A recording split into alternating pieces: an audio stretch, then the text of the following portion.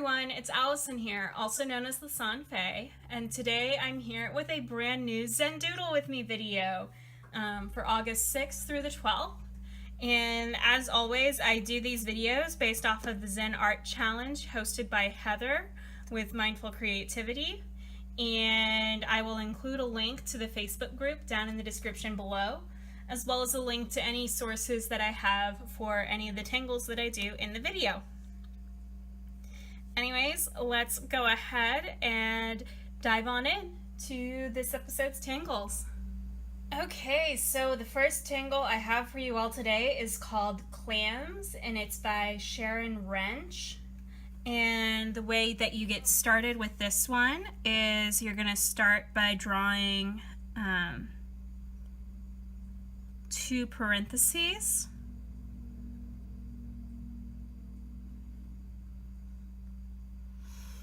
And then doing 2 more parentheses, but this time facing the opposite way. And you kind of want them to meet in the middle.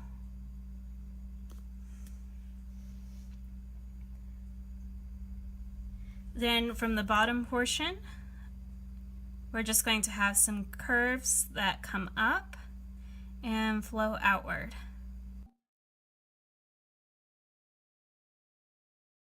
Kind of like some clamshell lines. Then on the very ends, we're just going to have some circles to fill in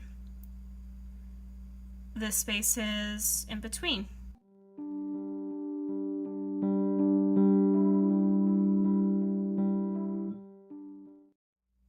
There's a ton of different ways that you could choose to fill it in, and you could also choose to make the openings on the end a little bit narrower. And probably a bit of advice I would give is if you want to control how much space you have in here, maybe start by doing the inner lines first, even though the directions say to do the outer lines first. But that might give you a better idea of the shape that everything's going to take. But yeah, I think this one's really cute and nice, short and sweet, and I'm gonna go ahead and move on to the next tangle. The second tangle I have for you all today is called Stop Vor Stop. I don't actually have a good source for this one, so to any of my viewers, if you happen to know the original source for this tangle, I'd really appreciate it, and I'd be happy to update the credit down in the description below if that comes through. So the way you want to get started with this one is you're going to start by making a grid with an even number of squares. So in my case, a 2x2 grid. And then I'm going to divide each of these grid squares into fourths. Then between the fourth dividing lines that I added, I'm just going to come in and do a little curved line that connects the endpoints.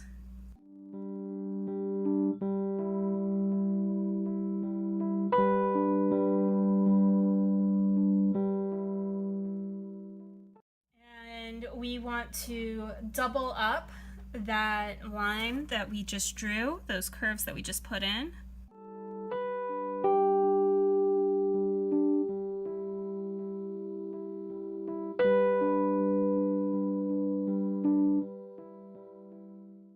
Then from the center of these little diamond star shapes that we just made, we're just going to have lines that go out.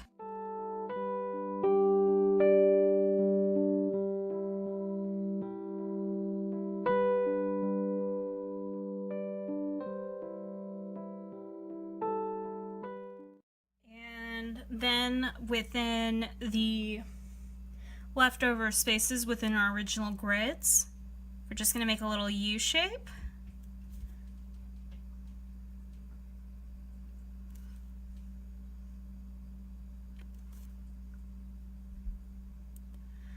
And we're gonna echo that U shape all the way in.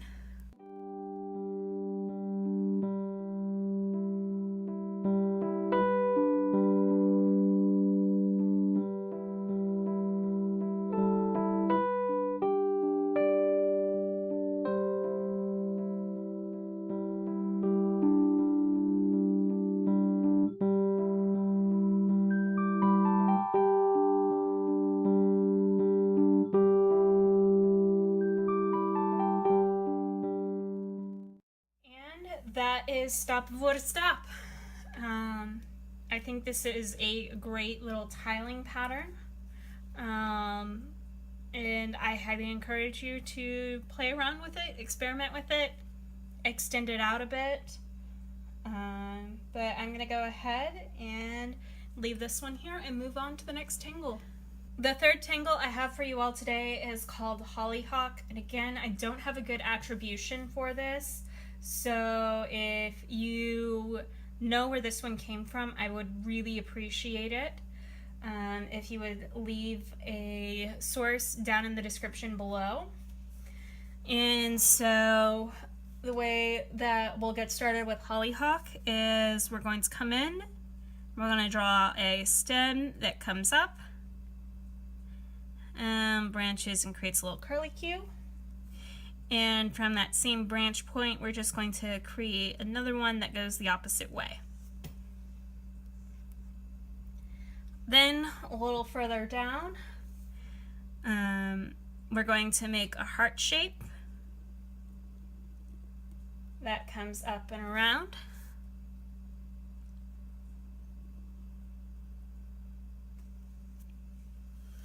And we're going to double that heart shape up. Then on the inside, from where we have our little curlicues, we're just going to start by first making a parenthesis, or two parentheses, that connect the center of where the curlicues split off, going up to the point. And then we're just going to create a little parenthetical shape that kind of flowers its way around the whole area.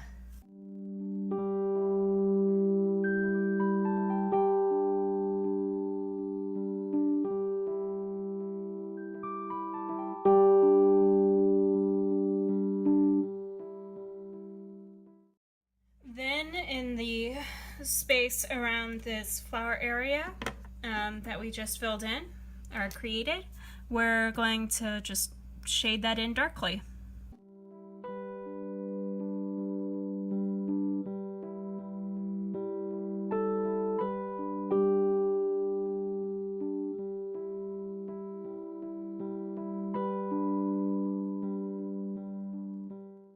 And that is Hollyhock.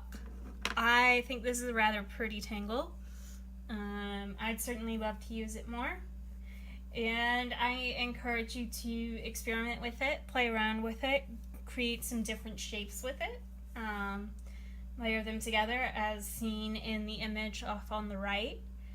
But yeah, go have fun, and in the meantime, I'm going to move on to the next tangle. The fourth tangle I have for you all today is called Banana Braid, and it's by Ina Sonnenmoser. And the way that we are going to do this one is we're going to start with a parentheses shape that we're going to double up, kind of making like a very thin banana. Then off on the side of it, we're just going to make 3 little hoops that come off and connect back in to the bottom. And then we're going to continue this by making another parenthesis about halfway, going the opposite direction, and we're going to repeat these 3 hoops that come off.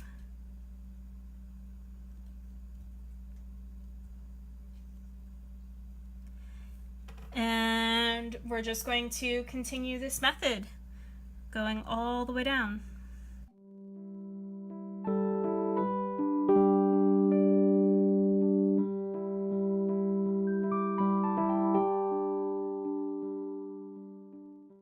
Then once all of those are in place, we can come in and do a little bit of fill-in.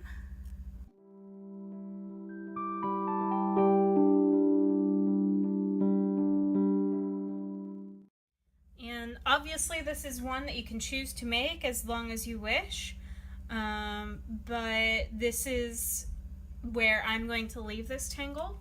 And again, you can choose to color this in however you want, or not color it in like I have. But yeah, I think this is a really fun tangle, and I highly encourage you to play around with it. But in the meantime, I'm going to go ahead and move on to the next tangle. The fifth tangle I have for you all today, I don't have a name for, but it's from Grafistka. And the way that you get started with this one is you're going to start by making a stem line that can be straight or curved. And then off of this stem line, I'm going to use a different nib for the marker tip. You just want to draw some pieces that come off of it. That can be as thick or as slim as you like.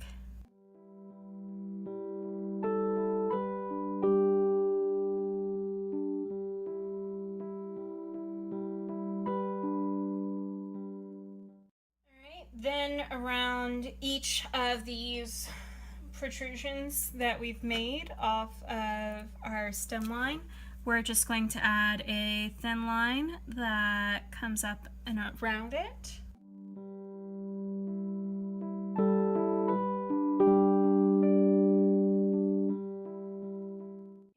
And you want to repeat doubling this up for, let's say, about 3 or 4 times for each one.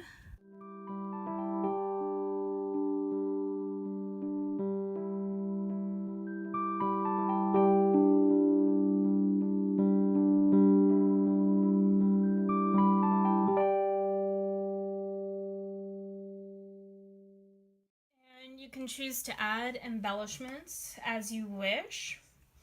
But I'm going to go ahead and leave mine here. I haven't done this particular tangle before. I've done ones that are similar to it that I can't think of what they are at the moment, unfortunately. And in a way, I kind of prefer those, but I could understand why someone might like this method. So yeah, I encourage you to play around with it, see what makes you feel comfortable, and maybe look for other similar patterns to see if their different builds are easier for you as well. But I'm going to leave this one here and move on to the next tangle. The sixth tangle pattern I have for you all today is called Binda, and it's by Claire Crook. And the way you get started with this one is you want to start by drawing some circles. Then within these circles, what you're going to do is you're going to make a curly wavy line that hits the bottom of every other circle. And you're going to do a double up of that line that hits the top of the circles that you didn't hit on the first time. Then off of each of the circles, we're going to just shell around them about twice.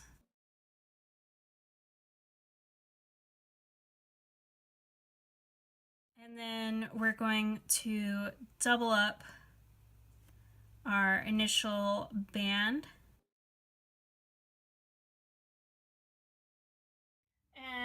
again, this is one that you can choose to color in however you wish. I actually kind of like it with just the liner at the moment. So I'm going to leave this one here and move on to the final tangle. Alright, so this one's going to look a little bit different because I messed up and apparently forgot to hit record. So I went through my whole spiel of how to do Zinger and apparently didn't record it. So I'll do that again for you all real quick. So Zinger is the final tangle I have for you all today, and it's from Constant Contact. And the way that you want to do Zinger is you want to start by making a stem that comes up and ends in a dot, and then off of the dot we're just going to have a hook that comes back around, and off of that hook we're just going to have little parenthesis shapes that get progressively smaller and end in a point, and that's the little zing portion of Zinger. And while the original version has a single line stem, you can also do a double line stem.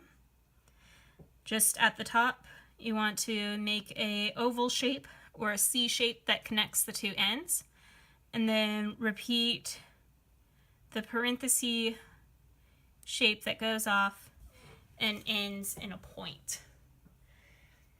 So yeah, I think this is a really cute tangle pattern, and that it ends up really well for as like a bit of embellishment on another piece, or if say you're doing a garden or something, this would be a cute little flower or mushroom.